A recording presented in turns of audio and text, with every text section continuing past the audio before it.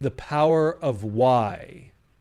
There are many ways to describe the Israel-Hamas war. We can talk about the political struggles, the territorial disputes, the religious and historical complexities, or the painful human cost.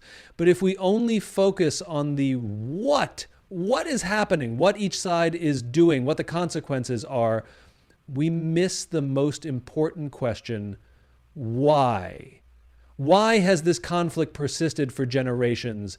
Why does every ceasefire feel temporary? Why do people on both sides feel trapped in a cycle of fear, anger, and loss? Why do efforts for peace so often fall apart before they even begin? The power of why is that it forces us to look beyond the surface. It compels us to move past our immediate reactions and consider the deeper forces at play. It's easy to look at news headlines, social media posts, or political speeches and see only two sides locked in endless opposition. But the truth is, the roots of this war run much deeper than any single event. It is not just about who is right and who is wrong, but about the fundamental human needs that are driving both sides. The need for security, for dignity, for a sense of belonging, and for justice. When people feel unheard, when they feel their existence is threatened, they respond in the only ways they know how. Fear breeds defensiveness. Defensiveness breeds retaliation. Retaliation breeds more fear, and so the cycle continues. But if we keep asking why, we begin to see something powerful. Behind every act of aggression, there is often a deeper sense of loss, a loss of home, of history, of identity, of hope. If we truly want to understand this war, not just as an observer, but as someone who seeks a way forward, we must challenge ourselves to go beyond what is happening now and explore why it has come to this point at all. Because until we understand why people fight, why they hold on to grievances, why they see no other path, we will never be able to find a solution that lasts. The cost of mistrust. Mistrust is not born in a single moment. It is built over years, over decades, over generations. It begins as a whisper, a doubt, a hesitation.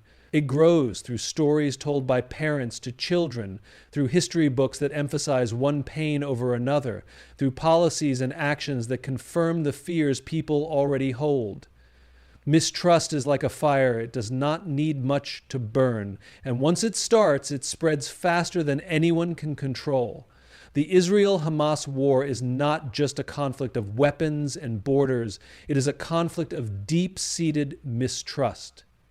It is a conflict where both sides have learned over time to expect betrayal, where promises are met with skepticism, where ceasefires are seen as pauses, not solutions, where every act of violence reinforces an old belief. They will never change. They cannot be trusted. But mistrust is more than just an idea. It is a force that shapes how people live their lives. It influences where they build their homes, who they interact with, how they raise their children. It seeps into education, into policy, into everyday interactions. When mistrust takes root, it doesn't just live in the minds of politicians or military leaders. It lives in ordinary people, in communities, in generations who inherit a world where the other side is not just an opponent, but an enemy. And here is the most dangerous part. Mistrust justifies everything. It justifies retaliation. It justifies preemptive strikes. It justifies policies of exclusion, of division, of fear. When a society is built on mistrust, every action taken in the name of security, every defensive move, every act of aggression can be explained away. We had no choice. If we didn't act first, they would have. They would do the same to us. The cost of mistrust is not just war, it is the inability to imagine a world without it. It is the loss of dialogue, the loss of empathy, the loss of the belief that peace is even possible. Mistrust turns fear into a way of life, making compromise seem like weakness and making coexistence feel like an illusion. And as long as mistrust is stronger than hope, the cycle continues. Leadership in crisis, true leadership, is not tested when times are easy. It is tested when everything is falling apart, when fear replaces reason, when emotions run high, when people are desperate for direction. In moments of crisis, leaders do not have the luxury of waiting for the perfect solution. They do not have the comfort of certainty. They must act, knowing that every decision they make will be scrutinized, that every choice will have consequences, that people's lives may hang in the balance. The Israel-Hamas war is a crisis that demands leadership of the highest order. But the tragedy of many conflicts, this one included, is that crisis often brings out not the best in leaders, but the worst. It pushes them toward defensiveness instead of openness. It encourages reaction instead of reflection. It rewards strength over wisdom, force over understanding. The leaders who rise in times of crisis are often those who can command the loudest, strike the hardest, promise the strongest retaliation. But is that truly leadership, or is it simply survival dressed as leadership? A true leader in crisis understands that their role is not just to respond to the immediate moment, but to think beyond it. A true leader recognizes that decisions made in crisis do not just solve problems, they shape the future. Every speech given, every military action taken, every policy enforced does not just affect the present, it cements mindsets for the next generation. Leadership in crisis is not about winning the moment. It is about ensuring there is a future where winning is no longer necessary. But this kind of leadership is rare because it requires something incredibly difficult: restraint in the face of fear, wisdom in the face of anger, and vision in the face of destruction. It requires a leader to hold their ground, not just against their enemies, but against the pressures of their own people. The calls for revenge, the demands for strength, the expectation that they will act as every leader before them has. This is what makes leadership in crisis so challenging. It is easier to follow the script of history than to rewrite it.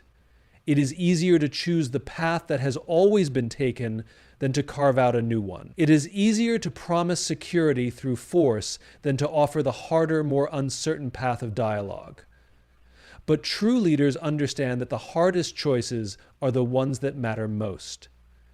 History remembers leaders who make bold choices in times of crisis.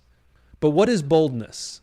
Is it responding with force, or is it choosing to lead in a way that does not just serve the present, but shapes a different kind of future? Is it making decisions that satisfy immediate emotions, or is it stepping back and asking, what kind of world do we want to create when this war is over?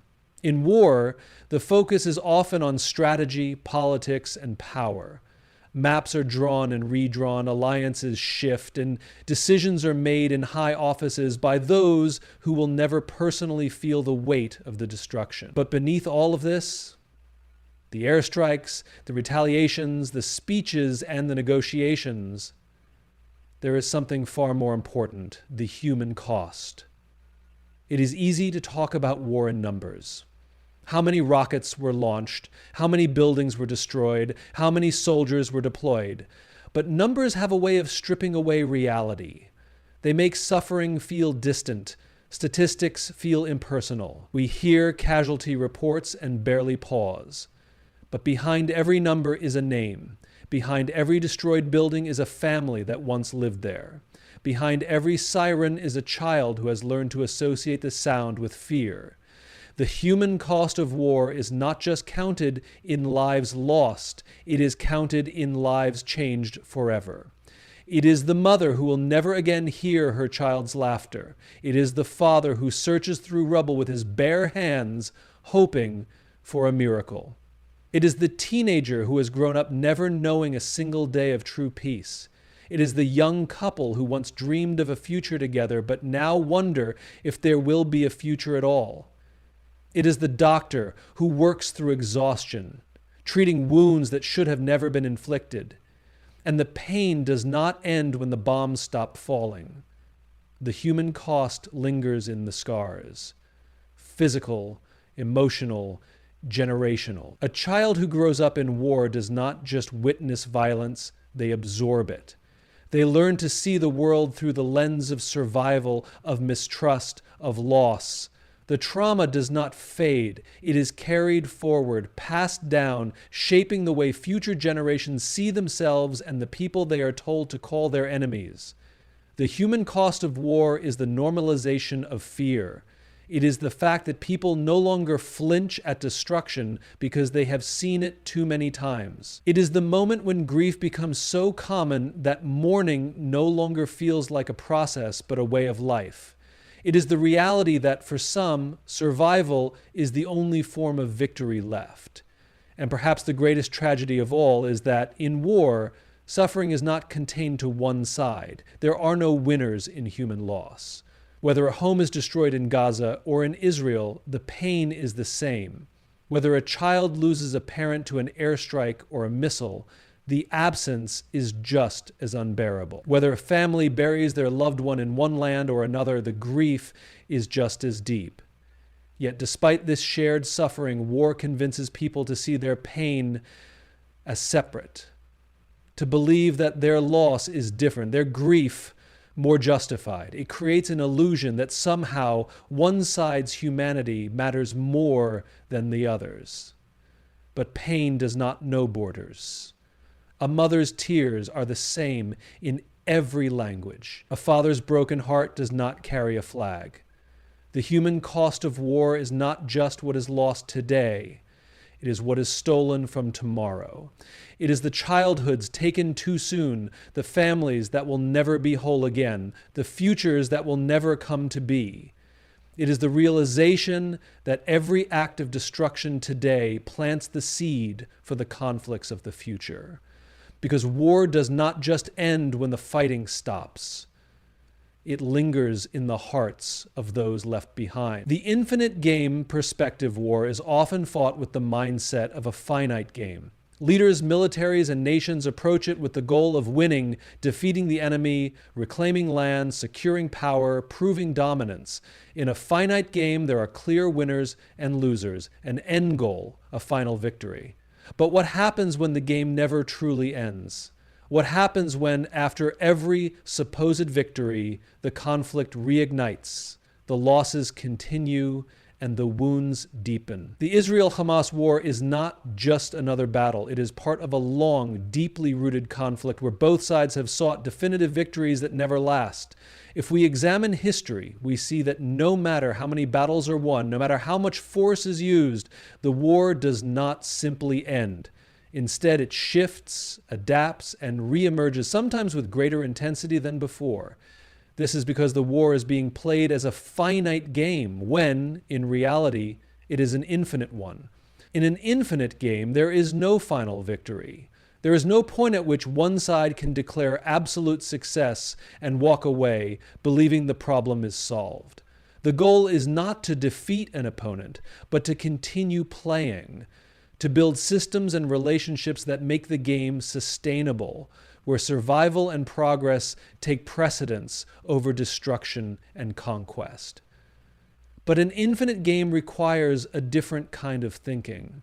It forces leaders, citizens, and even outside observers to shift from asking, how do we win, to how do we create conditions where we no longer need to fight? It requires a level of leadership that is not interested in short-term gains, but in long-term impact.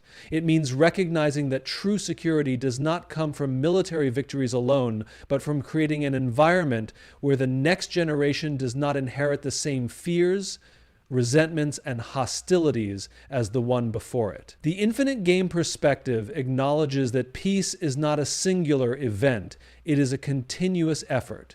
It does not mean that one side must surrender or that justice should be ignored. It means that justice and security must be redefined in a way that does not create new cycles of suffering. It means that every decision made today must be evaluated not just by its immediate effects, but by how it will shape the landscape of the future. One of the great failures of human history is that leaders often govern for the moment rather than for the next generation. Decisions are made with the urgency of the present, often without considering their long-term consequences. Policies are designed to address the immediate conflict, not to lay the groundwork for lasting stability. And in the process, the conditions that sustain war are left intact. Distrust continues, fear grows, and the belief that the other side is an enemy remains unchallenged. The infinite game perspective requires courage because it demands that leaders make choices that may be unpopular in the short term. It means engaging in conversations that are difficult, resisting the temptation of easy, force-driven solutions, and acknowledging the shared humanity of those who have long been seen as adversaries. It means thinking not just in terms of battles and ceasefires, but in terms of systems, education systems, economic systems, political systems, that can foster coexistence instead of division. The reality is that wars do not end simply because one side decides to stop fighting. They end when the underlying conditions that make war feel necessary are addressed. They end when people no longer see violence as their only option. They end when the need for security is met not with walls and weapons, but with trust and opportunity. But this is not the way wars are typically fought. The finite game mentality is deeply ingrained. It is about retaliating when attacked, securing advantage, proving strength. The idea of shifting toward an infinite game, one that prioritizes lasting stability over immediate power, feels foreign, idealistic, even impossible to some. But if we look at history, we see that every war that has truly ended, every conflict that has truly been resolved, has done so not through sheer force alone, but through a transformation in the way people think, live, and engage with one another. An infinite game perspective does not mean ignoring danger or failing to protect people. It does not mean accepting injustice. It means understanding that the real victory is not in the destruction of an enemy, but in the creation of a future where enemies are no longer necessary. And that future can only be built when the rules of the game change. When leaders, communities, and societies begin to see beyond immediate survival and start thinking about what kind of world they want to pass on to those who come next. What we can do when wars erupt, it is easy to feel powerless. The conflict between Israel and Hamas, like so many others, can seem distant, too complex, too deeply rooted in history for any one person to make a difference. We watch the news, scroll through social media, and see the devastation. We hear the debates, the justifications, the condemnations, and we ask ourselves, what can I do? Does my voice even matter? But the truth is, no war exists in isolation. No conflict is purely the work of governments and armies. Every war is fueled by narratives, by beliefs, by the way people see each other. And that is where the power of individuals lies, in the way we choose to think, speak, and act. The first thing we can do is seek understanding, not just information. In a world of instant news and constant headlines, it is easy to consume conflict in sound bites. It is easy to take sides based on the loudest voices, the most shocking images, or the most familiar stories. But understanding requires more than headlines. It requires us to listen, not just to the people we agree with, but to those whose pain we may not yet understand. It requires reading beyond the narratives that confirm our biases and asking harder questions. Understanding does not mean excusing violence. It does not mean justifying harm. It means recognizing that every conflict has human beings on both sides, each with their own fears, losses, and histories. It means resisting the urge to reduce people to enemies and instead seeing them as individuals, shaped by circumstances we may never fully comprehend. The second thing we can do is be intentional with our words. Wars are fought not just with weapons, but with language. The way we talk about conflict shapes how others see it. It fuels emotions, hardens positions, and either builds bridges or deepens divides. When we speak in absolutes, when we say one side is entirely good and the other entirely evil, we contribute to the kind of thinking that makes peace impossible. But when we choose words that acknowledge complexity, that leave room for humanity, we open the door for different conversations, for new perspectives, for empathy. The third thing we can do is amplify the voices of those working toward peace.